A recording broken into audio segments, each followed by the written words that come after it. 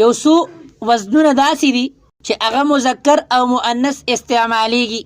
اول دا دی چې اسم تبذیل چې هغه په من سره راشي نو هغه مذکر هم استعمالیږي او مؤنث هم استعمالیږي، په هغې فرق نه وي. مثلا موږ وایو زید افضل من عمرو. بسم الله الرحمن الرحیم نحمده ونصلي ونسلم على رسوله الكريم اما بعد. ګورئ منږ به راشو مؤنث او مذکر طرف ته. د جنس په اعتبار سره د اسم دوه قسمونه دي، یو ته وایي مذکر او یو ته وایي مؤنث. مذکر څه ته وایي؟ مذکر هغې ته وایي چې په هغې کې د علامات تانیث نه یوه نښه هم نه وي، او مؤنث هغې ته وایي چې په هغې کې د علامات تانیث یو نشانی موجود وي. لکه رجلون دا مذکر دی ځکه د علامات تانیث نه پکې یو نښه هم نشته، او امرأتون دا مؤنث دی ځکه د علامات تانیث نه پکې تا موجوده ده. علامات تانیث څلور نښې دي، څلور څیزونه دي. یو ده تای ظاهره، جیسے طلحه، طلحه کی تا بالکل ظاهره ده، دا د مؤنث علامت ته. یو ده الف مقصوره لکه حبلا، یو ده الف ممدوده لکه حمراء. د الف ممدوده پہچان دا ده چې د هغې نه په آخر کې به حمزه راځي. او څلورم دی تای مقدره، یعنی هغه تا چې په الفاظو کې موجوده نه وي، پټه وي، او د هغې پته عموما په اسم تصغیر کې لګي.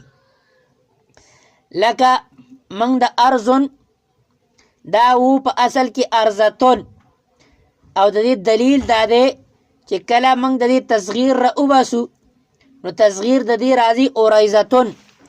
او قاعده او قانون دا دی چې تصغیر او جمع څیزونه چې کومه دی خپل اصل طرف ته لوټاوهي.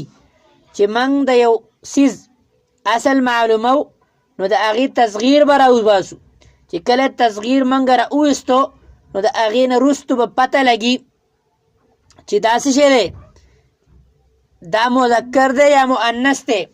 لکه د ارزون د دې تصغیر موږ راوستو نو تصغیر اوتو اوریزتون، نو په اوریزتون کې تا موجوده ده، لہذا پته ولګېده چې په ارزون کې اصل کې تا موجوده ده، نو دې ته وایي تای مقدره. او د الف مقصوره یو بل علامت هم دا لیکلی دی چې الف مقصوره هغې ته وایي چې د اسم په آخر کې واقع وي او پراخ کودو سره نه ویلی کېږي، او نه د هغې نه وروستو حمزه وي. او الف ممدو دا هغې ته وایي چې د اسم په آخر کې وي او پراخ کودو سره ویلی شي او د دې نه وروستو حمزه وي، لکه حبله، نو ډېر به راکاږي نه که نه. او الف حمراء نو راښکلو الف که نه، لہذا دا د الف مقصوره او الف ممدوده علامت دی. بیا مؤنث په دوه قسمونه دی، یو ته وایي مؤنث حقیقي او یو ته وایي مؤنث لفظي. مؤنث حقیقي هغې ته وایي چې د هغې په مقابله کې نر حیوان موجود وي، لکه امرأتون. د امرأتون دا مؤنث دی، د دې په مقابله کې رجلون حیوان مذکر موجود دی. او ناقتون دا مؤنث ده، او د دې په مقابله کې جملون اوښتې کومه دی موجود دی. مؤنث لفظي هغې ته وایي چې د هغې په مقابله کې نر حیوان موجود نه وي، لکه ظلمتون تیارې ته وایي، د تیارې په مقابله کې څه نر حیوان موجوده نه دی. او باوجود چې کله موجود نه دی نو دې ته موږ وایو مؤنث لفظي، چونکې علامت د تانیث پکې موجود دي، د هغې وجې نه مؤنث دی، د دې په مقابله کې حیوان نشته، نو مؤنث حقیقي نه دی بلکې مؤنث لفظي دی. یو دا دی، یو ته وایي مؤنث. بیا د مؤنث دوه قسمونه دي، یو ته وایي مؤنث سماعي او یو ته وایي مؤنث قیاسي. مؤنث قیاسي هغې ته وایي چې علامات د تانیث پکې ظاهر موجودي، او مؤنث سماعي هغې ته وایي چې علامات د تانیث پکې ظاهر موجود نه وي بلکې د عربو نه دقه شان مؤنث استعمالول هغه چې کوم دی منقول وي نو هغې ته وایي مؤنث سماعي مؤنث سماعي لکه دارون دا چې کوم دی دا مؤنث سماعي دی دقه شان د بدن هغه شی چې هغه دوه وي هغه مؤنث استعمالیږي او دغه شان د جنګونو نومونه هغه مؤنث استعمالیږي او دغه شان د هوا نومونه ریح صرصر وغیره وغیره هغه مؤنث استعمالیږي او دغه شان حروف تهجی الالف والباء تا ثا دا ټول چې کوم دی مؤنث استعمالیږي الی اخره او دغه ټول مؤنث سماعي دي لکه عرب دغه مؤنث استعمالي اگر چې علامات تانیث پکې نشته ظاهرا. اوس د مؤنث د تذکیر او تانیث هغه چې کوم دی یو څو ضابطې درته هم مخکې ذکر کومه چې پته درته ولګي د مؤنث او مذکر د ضابطو هم. اولنۍ ضابطه که چېرته د اسم فاعل صیغه د مؤنث سره خاص وي نو هغه به د فاعلون په وزن راځي او د تای تانیث نه بغیر به راځي. مثلا حائضون نو حائضون دا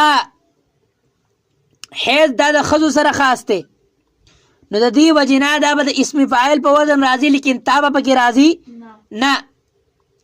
دویمه قاعده او ضابطه دا ده چې ګوره تذکیر و تانیث دا صرف په اسماو کې جاری کیږي په افعالو یا په حروفو کې تذکیر و تانیث جاری کیږي نه.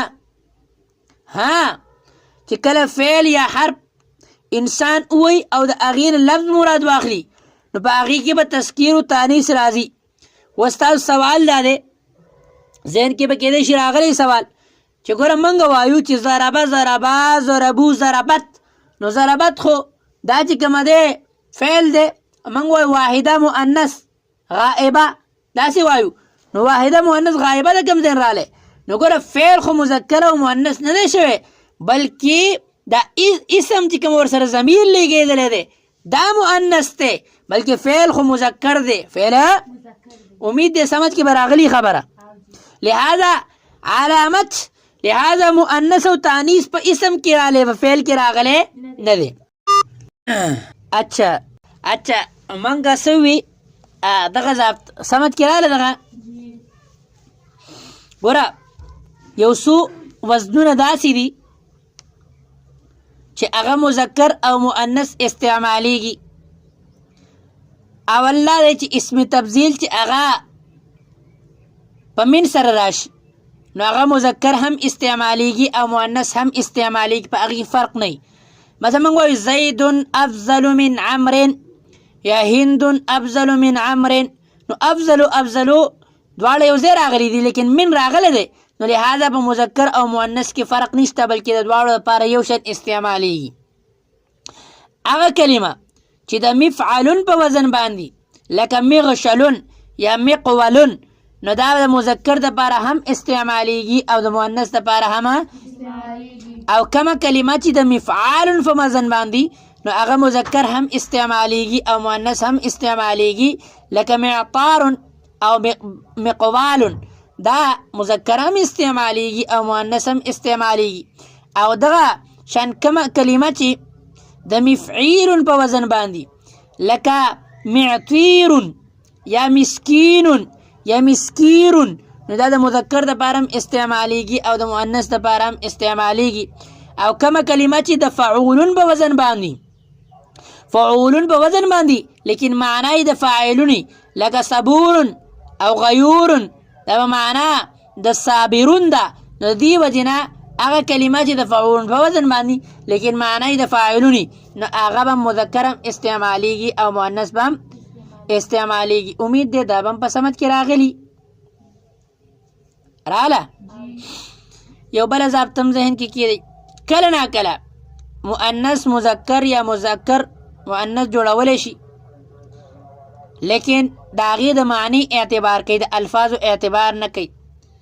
مثلا موږ وایو ثلاثة انفس جاءته کتابي وس انفس دا د اشخاص په معنا کې دی او دغه شان کتاب دا د رساله په معنا کې دی نو رساله مؤنث ته او اشخاص دا چې کومه ده دا جمع ده لیکن جمع مکسر ده که نه لہذا د دې د معنی اعتبار وکړو او ثلاثتوی ورله راوړو ثلاثوی ورله را نه وړو نو د دې وجې نه دی مؤنث ورله راوړ عدد او په عدد او په معدود کې چې کومه دی فرق پکار دی دا انشاءالله موږ قاعدو کې وروسته وایو